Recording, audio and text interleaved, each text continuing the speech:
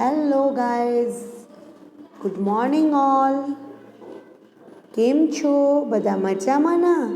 તો હું સુસ્મિતા મેડમ આજે જે છે તમારો પોએમ 3 ગ્રોઈંગ એટલે વિકાસતા એનું જે છે આપણે એક્સપ્લેન કરશું. ગ્રોઈંગ જે છે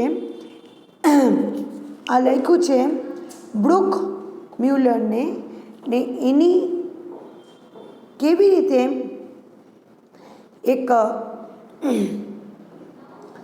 ગ્રો કરે છે, કેવી રીતે વિકાસ થાય છે, તો એનું જે છે આ જે એક્સપ્લેનેશન છે જે આપણે જોઈ લેવું છું કે નાના જે છોકરા હોય કે પૌધા હોય કાંઈ હોય કેવી રીતે મોટો થાય છે ને એને કેવું શિક્ષા મળે છે ને આગળ જઈને એ કેવી રીતે બધા હેન્ડલ કરીએ છીએ. તો આજે આપણે જે છે ગ્રોઈંગ જે છે એક્સપ્લેન કરશું. I am living now to stay the ફો.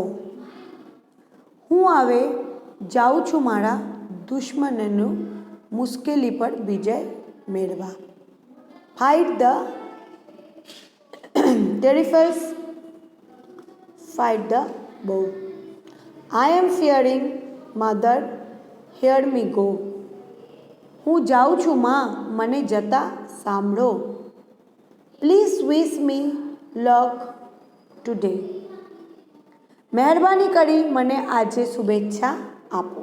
એના માને કહે છે I have grown my wings, I want two fly. મેં મારી પાંખો વિકાસવી છે, મને ઉડવું છે. Just let me find my way.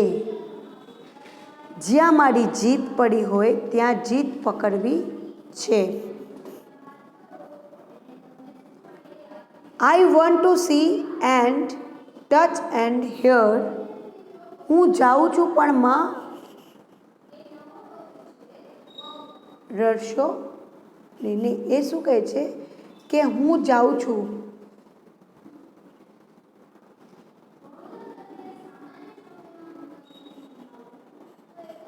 seize my victories where they fall.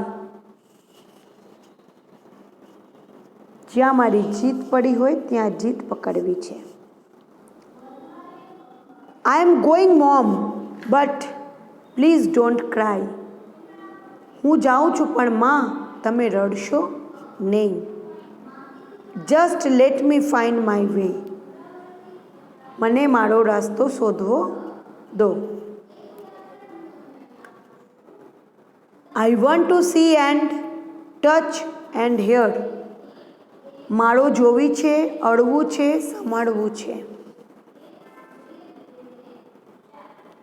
ધો there are dangerous there are fierce. જે કે ત્યાં ભયસ્થાનો છે ત્યાં ડર એટલે ભય છે. If I smile my smiles and dry my tears. હું મારું હાસ્ય હસતો જોઈશ અને મારી જાતને સ્થાપન આપીશ. Please let me speak my say. મારે જે કહેવું છે તે મને કહેવા દો. I am off a find my world my dreams. હું મારી દુનિયા અને મારા સપનો શોધવો જાઉં છું. Car my match see my scene.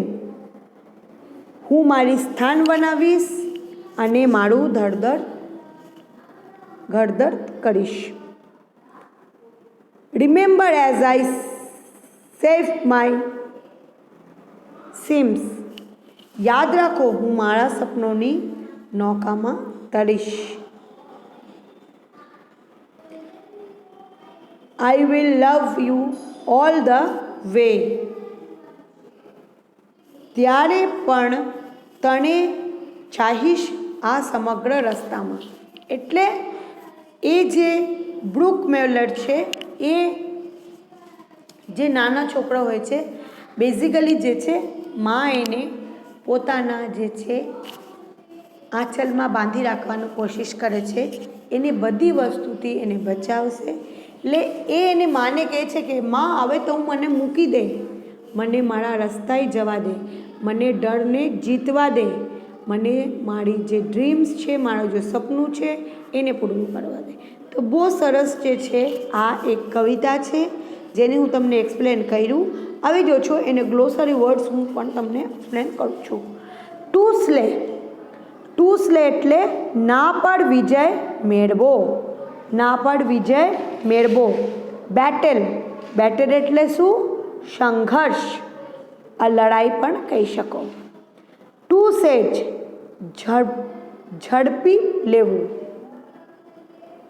કાર્વ ધડવું। નીચ સ્થાન। ફિયર એટલે ડર યા ભય। સિમ્સ પોતાની જાતે જ ઘડતર કરવું, પોતાની જાતે જ ઘડતર કરવું। ટુ બી ઓફ નીકળી પડવું। ટુ ડ્રાય ટીયર્સ પોતાની જાતને સાંત્વના આપવું, પોતાની જાતને સાંત્વના આપવું। વિક્ટરી એટલે વિજય યા જીત। મુશ્કેલી। તો આ જે છે ગ્લોસરી વર્ડ્સ છોકરાઓ તમે બધું હોમવર્કમાં તો હું દઉં છું પણ કોઈ હોમવર્ક કરતા જ નથી, કાંઈ વાંધો નહીં, તમે તમારી રીતે કરો, હું મારી રીતે કરી લઈશ। હવે જે છે કમ્પેરિઝન છે એનું હું આન્સર તમે લોકોને કહીશ। આન્સર ધ ક્વેશ્ચન, નીચેના પ્રશ્નના જવાબ આપો। What did you feel while reacting this poem? આ કાવ્ય ગાથા તમને કેવી લાગણીઓ થાય છે? Does this poem give you warning or encouragement? આ વાક્ય તમને ચેતવણી આપે છે કે પ્રશંસા આપે છે? હવે આન્સર જોવાનું શું છે? When I recite this poem,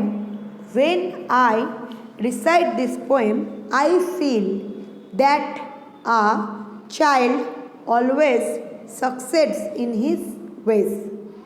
With blessing of mother, this poem give me encouragement. Ready? હવે જે છે બીજા ક્વેશ્ચનનું આન્સર તમને કહેશું। What is the young person living for? યુવાન વ્યક્તિ શા માટે જાય છે? The young person is living for the battle. The young person is living for the battle against the foes, difficulties, advertise of life. હવે ત્રીજાનું, what does the poet request his mother? કવિ તેની માતાને શેની વિનંતી કરે છે? ધ પોએટ, આન્સર આવે છે the poet request his mother two late him go fight and the foes and wish him good luck. Fight the foes and wish him good luck. હવે ચોથો ક્વેશ્ચન આપણે લઈ લઈશું। What does I have grown my wings mean? I have grown my wings નો અર્થો શું થાય છે? It means, answer આવે છે it means the poet has developed him well for the battle. Question number 4. It means that the poet has developed him for the battle. હવે જે છે આપણે પાંચમું લઈ લઈશું। Find out pairs of rhyming words from the poem. આ પોએમમાંથી તમે લોકોને રાઇમિંગ વર્ડ્સ જે છે એ જે વાક્ય છે એ શોધવાનું છે। Follow, go, fly, lie, cry, hear, fear, tears, dream, sim, streams. ફરી વાર કહું છું, follow, go, fly, lie, cry, hear, fear, tears, dream, sim, streams. હવે જે છે છઠ્ઠું, find out the antonym of defeat. Defect શબ્દના વિરુદ્ધાર્થી શોધો। ડિફેક્ટ એટલે પરાજિત, એટલે હાર। વિક્ટરી એટલે વિજય, એન્ટોનિમ થાય છે ડિફેક્ટનું વિક્ટરી। સાતમું, what is the synonym of terror? ટેરરનું સિનોનિમ આવે છે ફિયર. ટેરરનું જે છે સિનોનિમ આવે છે ફિયર. તો સાતમામાં ધ સિનોનિમ ઓફ ટેરર એવું રીતે લખવાનું, the synonym of terror is fear. હવે આઠમું, whom is the poet talking to? કવિ કોની સાથે વાતો કરે છે? The poet is talking to his mother. The poet is talking to his mother. હવે જો છે એક્સપ્લેનેશન છે ને મિનિંગ્સ છે. રેડી? હવે જે છે I am living to sell. એટલે here is some expressions and their meanings. Join the appropriately write the alphabet in the brackets. હવે જે છે એને જોઈન મેચ કરવાનું છે. કેટલીક અભિવ્યક્તિ છે તેના અર્થે આપ્યા છે, તેમને આલ્ફાબેટ્સ લખો. આઈ એમ લિવિંગ ટુ સ્લે ટુ ફો. એમાં આવે છે આઈ એમ ડિટરમાઇન્ડ ને પહેલુંનું ઈ આવે છે. પહેલાંનું ઈ, બીજાનું એચ, ત્રીજાનું જી, ચોથાનું બી, પાંચમાનું આઈ, છઠ્ઠાનું સી, સાતમાનું જે, આઠમાનું ડી, નવમાનું એ ને દસમાનું એફ. હવે જે છે સી 1.3 જે છે tick mark true and false જે છે ટ્રુ એન્ડ ફોલ્સ છે એ જે છે એ તમને આજે હું બતાવશું. એ તમે લોકો લખી નાખજો. The poet is strong enough to fight against the world. આ કવિ જે છે એ ફાઇટ કરવા માંગે છે પૂરી દુનિયાની હારે. True. The poet is not afraid of any kind of terror. કંઈ પણ ભયથી એ બીતા નથી. સાચું છે એટલે true. The poet would request his mother to bless him. જે પોએટ જે છે રિક્વેસ્ટ કરે છે એની મધરને કે એને બ્લેસ આપે, એને આશીર્વાદ આપે. True. The fresh to be of means to live for. To live ફોરનું મીન્સ ફ્રેશનું જે મીન્સ છે ટુ બી ઓફનું આ થાય છે લીવ ફોર. રાઇટ. ટ્રુ આવે છે. The poet request his mother to stand by him in his failures. False. આ પોએટ નથી કહેતા. તો પહેલાંનું ધ્યાનથી સમજો. પહેલામાં ટ્રુ, બીજામાં ટ્રુ, ત્રીજામાં ટ્રુ, ચોથામાં ટ્રુ, પાંચમામાં ફોલ્સ. હવે જે છે પાંચમાનું જે ફોલ્સ છે એને સુધારવું કેવું થાય છે? The poet request his mother two wish him good luck. The poet request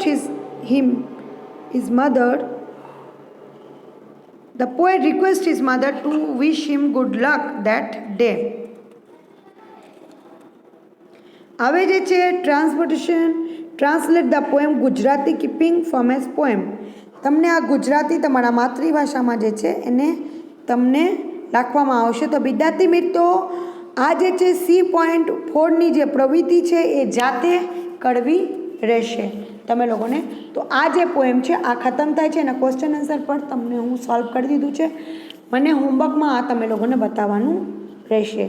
સો આજનું લેક્ચર અહીંયા પૂરું થાય છે. Take care your self, stay safe, stay home. Good bye all.